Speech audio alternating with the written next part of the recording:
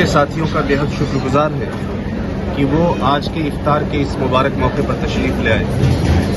रमज़ान का मुबारक महीना चल रहा है और इस रमज़ान में इफ्तार का इनेकाद करना, इफ्तार को ऑर्गेनाइज करना एक सवाब का काम है और इसमें हर तबके के, हर खित्ते के, हर नज़रिए फ़िक्र के लोग को हम लोग बहुत मोहब्बत के साथ, बहुत खुलूस के साथ और बहुत अक़ीदत के साथ दावत देते हैं। बड़ी तादाद में यहाँ पे लोग तशरीफ़ लाए।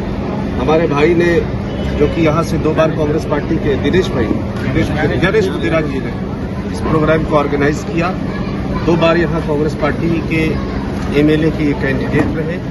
लगातार यहाँ के लोगों के दर्द की बात को, उनके हक की लड़ाई को और कांग्रेस पार्टी की गांधीवादी आइडियोलॉजी को जमीन पर लड़ने का काम करते हैं।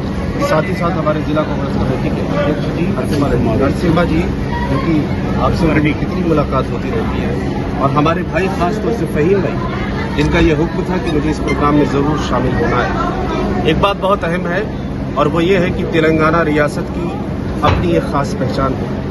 अपनी तहजीब के लिए, अपने कल्चर के लिए, अपनी आइडेंटिटी के लिए, अदब के लिए, शायरी के लिए और मोहब्बत और अमन के लिए तेलंगाना की रियासत पूरे हिंदुस्तान में बहुत अदब से इसका नाम लिया जाता है। और इसलिए लिया जाता है कि रियासत बहुत लंबे अरसे से कौमी यकजहती, गंगा जमनी तहजीब, हिंदू मुस्लिम एकता की पहचान रही है। लेकिन आज जो मुल्क पे खतरात लाहक, ख़ास तौर से इस मुल्क के अंदर जिस तरह से हिंदुस्तान के अदलिया पर और अदलिया के साथ हिंदुस्तान की कॉन्स्टिट्यूशन पर हमला करने की कोशिश हो रही है, वो कॉन्स्टिट्यूशन, वो आइन अम्बेडकर का बनाया हुआ, जो कहता है कि सब बराबर है, जो कहता है कि गरीब और अमीर बराबर है, जो कहता है मुसलमान और हिंदू बराबर है, जो कहता है ब्राह्मण और दलित बराबर है, जो कहता है कि औरत और मर्द बराबर है। मोहब्बत का और अमन का पैगाम जो अलग अलग मज़ाहिब ने दिया है, वही हमारा कॉन्स्टिट्यूशन, हमारा आइन कहता है। मगर उस आइन पर हमला करने की कोशिश राइट विंग के लोग,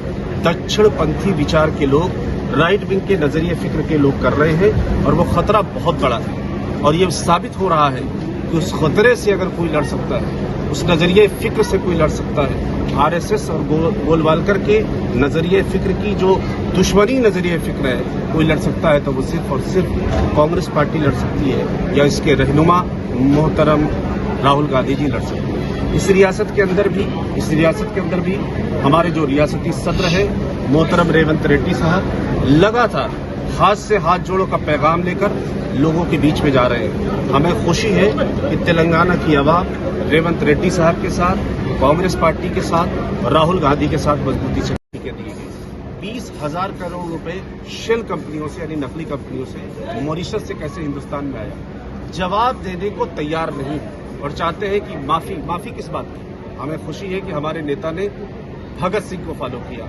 आज़ादी से पहले भगत सिंह से कहा गया था कि आप माफ़ी मांग लो, हम आपकी जान बख्श देंगे। भगत सिंह ने कहा मैं मर जाऊंगा मगर माफ़ी नहीं मांगूंगा। हमें अपने नेता मोहतरम राहुल गांधी पर बेइंतहा फख्र है कि उन्होंने माफ़ी नहीं मांगी और माफ़ी मांगने वाले भी नहीं हैं। हम पूरी शिद्दत के साथ, पूरे जज्बे के साथ, पूरे जुनून के साथ हिंदुस्तान के हर तबके के लोगों को साथ लेकर इस राइट विंग के साथ, इस दक्षिणपंथी विचार के साथ, इस नफरत की सियासत के खिलाफ लड़ाई लड़ेंगे।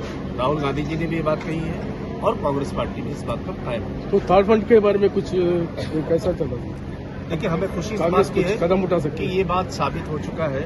इस मुल्क के अंदर जितने बड़े सियासी रहनुमा हैं वो कह चुके हैं कि मुल्की पैमाने पर, यानी देश के पैमाने पर अगर कोई पार्टी लड़ सकती है तो सिर्फ कांग्रेस पार्टी लड़ सकती है। थर्ड फ्रंट का जो कॉन्सेप्ट था वो कई बार उसका तजर्बा हुआ। 1977 में हुआ, 1996 में संयुक्त मोर्चा की सरकार बनी देवगौड़ा साहब, फिर गुजराल साहब। जो भी थर्ड फ्रंट की सरकारें बनी हैं वो कभी कामयाब नहीं हुई और आज भी ये साबित है कि अगर कांग्रेस की क़यादत में मोदी के खिलाफ कोई महाज बनता है, कोई मोर्चा बनता है, तो वो सिर्फ इंशाअल्लाह आप इनको भी दुआएं देंगे जो हमारे भाई हैं मुदिराज साहब, और जिला कांग्रेस कमेटी के अध्यक्ष भी इनकी मदद करेंगे नरसिम्हा साहब। साथ ही साथ ऑल इंडिया कांग्रेस कमेटी से, प्रदेश कांग्रेस कमेटी से हमारे जो ओहदेदारान हैं, हमारे जो जिम्मेदारान हैं वो काम करेंगे।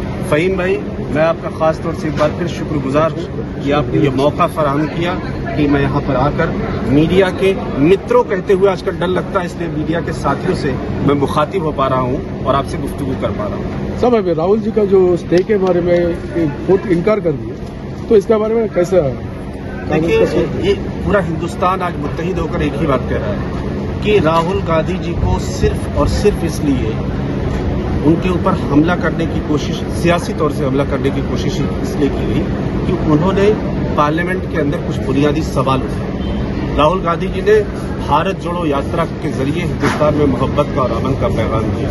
13 दिन वो तेलंगाना में थे, लेकिन सवाल क्या था पार्लियामेंट में? सवाल ये था कि एक कारपोरेट कंपनी है जिसका आज से 8 साल पहले उसका नंबर था 609 पूरी दुनिया में, एकाएक वो 2 नंबर पर 8 साल में कैसे आए?